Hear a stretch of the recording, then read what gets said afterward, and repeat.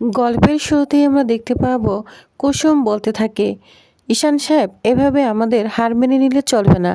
তখন ঈশান বলে, জাদুকর তাহলে আমি কি করব? আমাদের আর কি করা আছে? বাড়ি চলো জাদুকর। আর তখন অনুশ্রীকে বলে, অনুশ্রী কনগ্রেচুলেশন, অর্ক না খুব ভালো ছেলে, তুমি ওর সঙ্গে খুব ভালো থাকবে, ঠিক আছে, আমাকে ভুলে যেও। এটা বলে ঈশান চলে যেতে চায়, তখন আয়ুষ্মান হাত ধরে ফেলে, বলছে, শুন, দাঁড়া দাঁড়া ঈশান, তোর এই ভাইদা যখন কথা দিয়েছে তাহলে অনুশ্রীর সঙ্গে তোর বিয়ে হবেই, বুঝতে পেরেছিস? আর তখন কুসুম অনেক খুশি হয়ে যায়।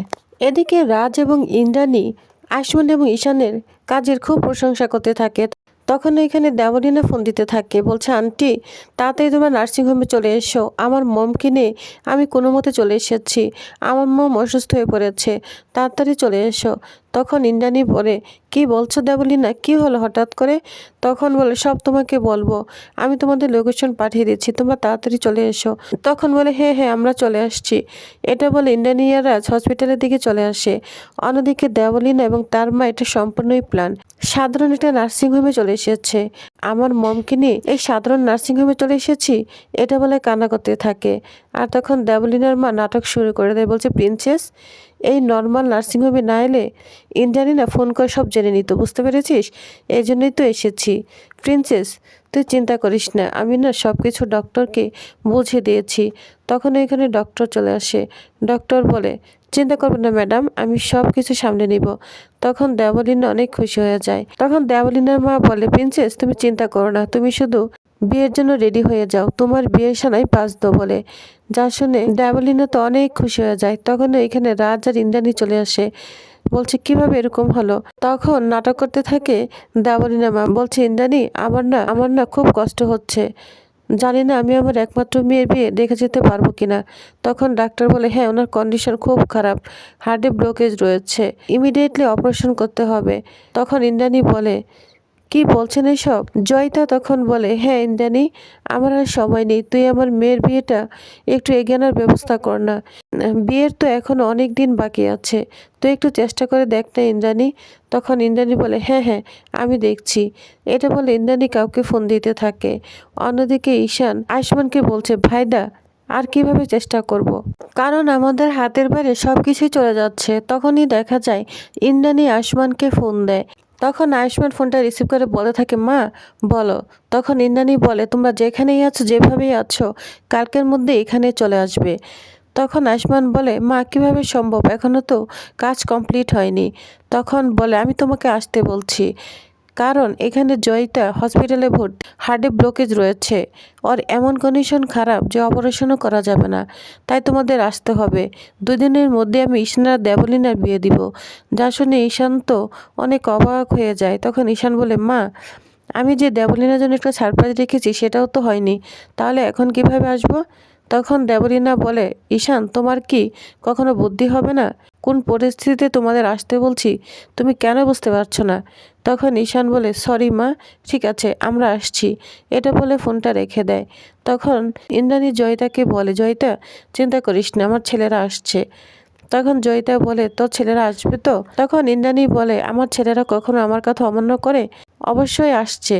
তখন দেবলীনা নাকা কাঁদতে থাকে, বলছে, মা তুমি আগে সুস্থ হয়ে যাও, তারপরেই আমার বিয়ে হবে।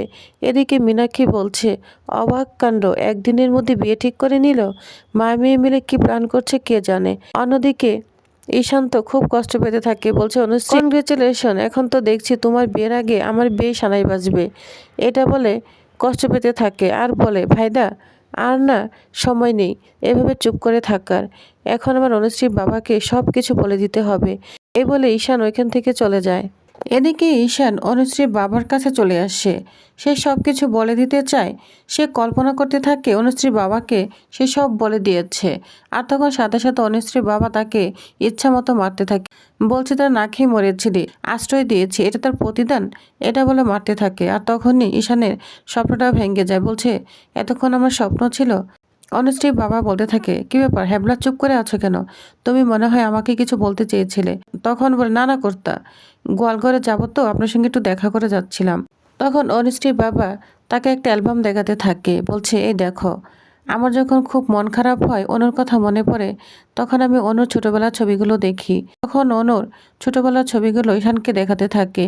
ঈশানও খুব সুন্দরভাবে দেখতে থাকে। অন্যদিকে আসমান এবং কুসুম পিছন দিক থেকে দেখছে তারা কি কথা বলছে। কুসুম বলে, আমার তো মনে হয় না ঈশান সাহেব এখনো কর্তাকে কিছু বলেছে। তো দুজনে চুপি চুপি দাঁড়িয়ে ঈশান এবং অনুশ্রী বাবার কথা শুনতে থাকে। তখন বলে, জানো তো, আমার না একটা বন্ধু ছিল, এই গ্রামেই থাকতো, এবং বন্ধুর বউ আমার খুব পছন্দের ছিল। সে না আমার স্ত্রীর খুব প্রিয় বন্ধু ছিল। তখন বলে, কে কর্তা? তখন অনুশ্রীর বাবা বলে, এখন তুমি আমাদের বাড়ির একজন হয়ে গিয়েছ, আমি সব বলতে পারি। তখন অনুশ্রীর বাবা ঈশানকে সমস্ত কিছুই খুলে বলছে, আমার বন্ধু হচ্ছে রাজশেখর, আর রাজশেখরের বউ হচ্ছে ইন্দ্রাণী, আমার বউর খুব ভালো বন্ধু। ওদের দুজনকে না জানো আমরাই বিয়ে দিয়েছিলাম। চারজনের খুব সুন্দর সুখে সংসার ছিল।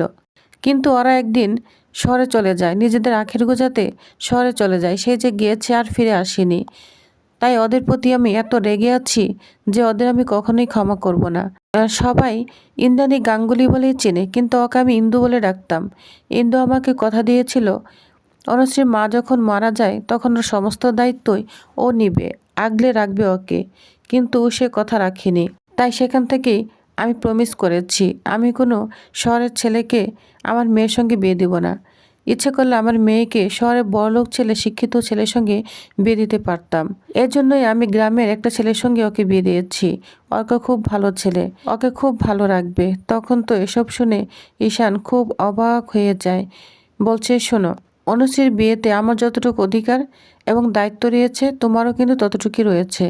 কারণ তোমার জন্যই আমি অনুশ্রীকে বিয়ে দিতে পারছি। তুমি আমার মেয়েকে বাঁচিয়ে নিয়ে এসেছো, তা না হলে ওকে আমি বিয়ে দিতে পারতাম না।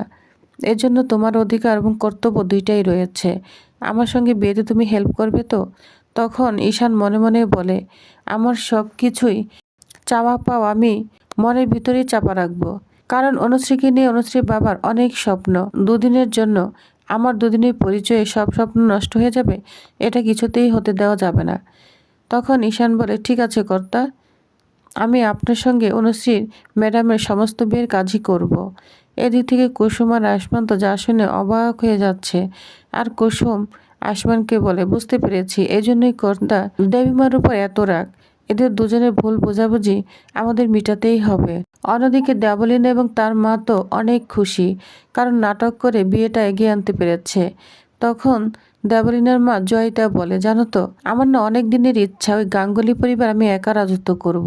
প্রিন্সেস, তোমার বিয়ে হয়ে গেলে তুমি সব ভুলে যাবে না তো? আমাকে মনে রাখবে তো?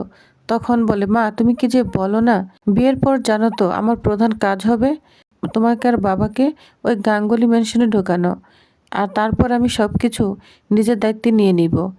তখন জয়িতা অনেক খুশি হয়ে যায়। এদিকে ঈশান তো খুব কান্না করতে থাকে। বলছে, আসমান বলছে, কান্না করিস না, নিজেকে সামলা। তখন কুসুম বলে, আমরা এত সহজে হার মানব না ঈশান সাহেব, অবশ্যই আমরা কিছু একটা করব। তখন বলে, না না, কিচ্ছু করার দরকার নেই, ওরা কখনোই, অনুশ্রী বাবা কখনোই এই বিয়েতে মত দিবে না ভাইদা। তো এদিকে অনুশ্রী আশীর্বাদ অনুষ্ঠান শুরু হয়ে যায়। পাত্রপক্ষ প্রায় চলে আসবে। খুব সুন্দর করে সাজগোজ করা হয়েছে। খাওয়া দাওয়া থেকে শুরু করে সব কিছুই সুন্দরভাবে সাজানো হয়েছে। এদিকে পিসিমণি অভিমন্যুকে বলতে থাকে, দাদা তুমি না ইন্দ্রাণীকে কথা দিয়েছিলে ওর ছেলের সঙ্গে তোমার মেয়েকে বিয়ে দিবে, তাহলে? তখন অভিমন্যু বলে, ওরাও তো কথা দিয়েছিল আমার মেয়েকে আগলে রাখবে, কই ওরা কথা রেখেছে? রাখিনি তো। এদিকে ঈশানও শরবত নিয়ে আসছে মেহমানদের জন্য। আসমান বলে, ঈশান তুই নিজেকে সামলা, দেখবি সব কিছু ঠিক হয়ে যাবে। এদিকে কুসুম ও ঈশানের এই অবস্থা দেখে অবাক হয়ে যায়। তো প্রিয়বাস, তাহলে আপনাদের কি মনে হয় এবার কুসুম কি পারবে অনুশ্রী এবং ঈশানের বিয়েটা দিতে এবং অনুশ্রীর এই বিয়েটা আটকাতে? তো কি হতে চলেছে নেক্সট আকর্ষণীয় পর্বে জানতে অবশ্যই আমার সাথেই থাকুন। ধন্যবাদ।